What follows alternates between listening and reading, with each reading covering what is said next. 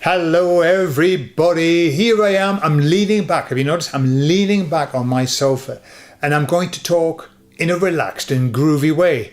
And I'm going to talk about normalization, the fact that we normalize things. There's going to be a cool, relaxed, easy, low and groovy chat. So if you've got a pipe, you can light it up now. If you want to get a cigar, if you want to get a glass of cava, get a glass of cava, whatever you fancy, a cup of tea, and just kick back while I talk to you, okay? I'll tell you all about it on the other side.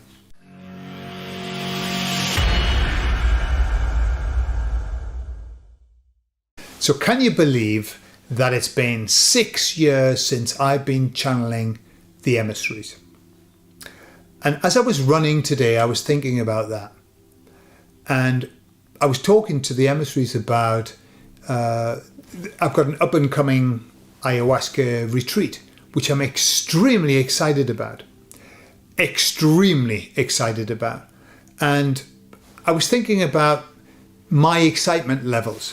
All of my life, I have had something to be excited about. I enjoy being excited about something, whether it be a new project, whether it be learning. There was a phase where I was so excited about learning new things. Remember when I kind of woke up and I was absolutely thrilled to go down the rabbit holes to find out new stuff and everything. And my life's been a series of finding something to be enthusiastic about, which is, the cure for all sadness. Just finding something to be enthusiastic about. And then doing it.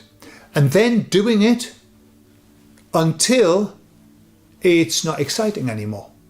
Okay? And then doing something else. Okay? And I used to watch that in my mum.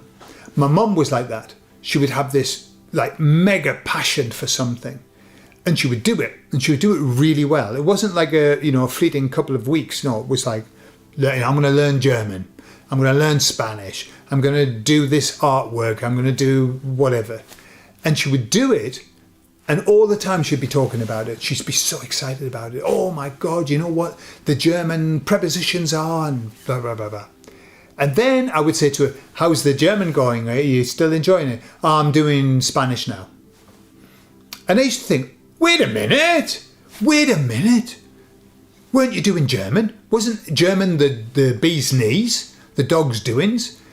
And she would say, no, I'm doing Spanish now. Oh, but let me tell you about Spanish. And obviously I see myself reflected a lot in that. I'm not complaining about it. I think it's a beautiful way of living, which is always having a project, always having something to do.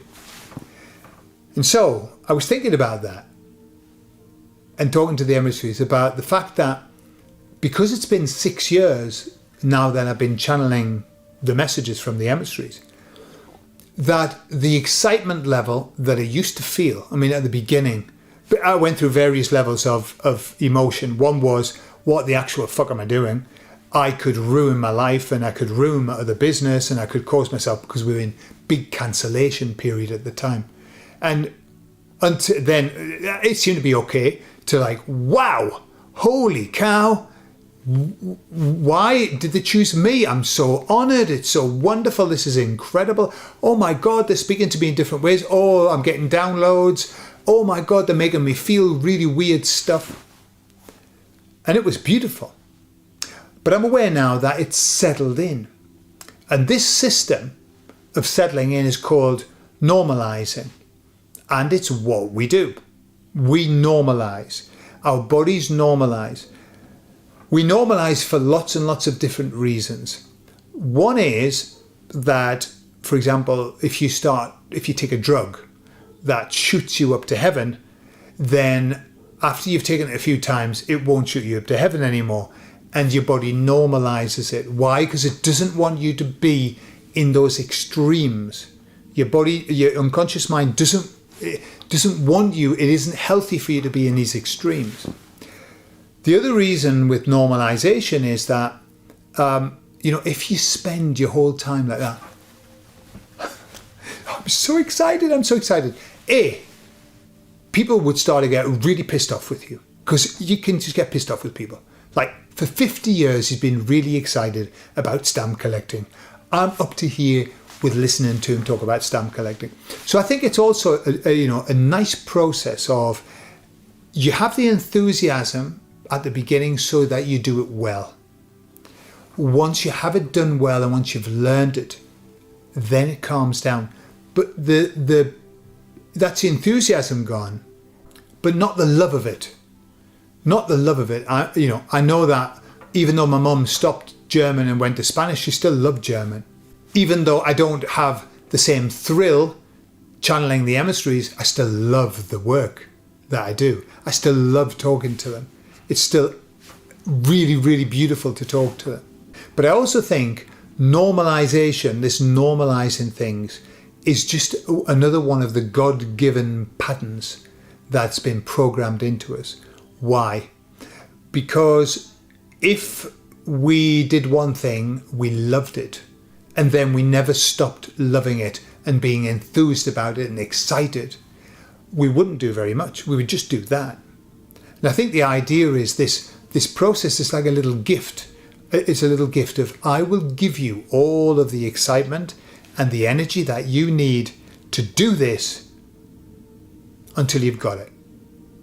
And then you've got to go and find something else if you want to get that. So probably I have an addiction to the thrill of newness, finding something new to do. And as I get older, and I don't know how you feel about this, but that's becoming harder and harder to find. That newness, because the older I've looked at so many things. I've read so many books. I've studied so much that what happens is, as I look at things now, I have already seen them, either in that form or in a slightly different form or in a different way. It's like, yeah, I've seen that. And I often sit and pray and think, please give me something brand new, something I haven't seen before, something I haven't heard before. And I just think as you get older, it becomes more and more difficult. And that's probably why by the end of your life, you go, come on, let's fuck off. There's nothing new under the sun. I bet you the person who wrote that wasn't young. I bet they were an old bastard who was like saying, for God's sake. And that's why living forever would be the biggest punishment that we could ever have. Living forever would be hell on earth, because after a while there would be no newness, there would be nothing. Life would be insipid.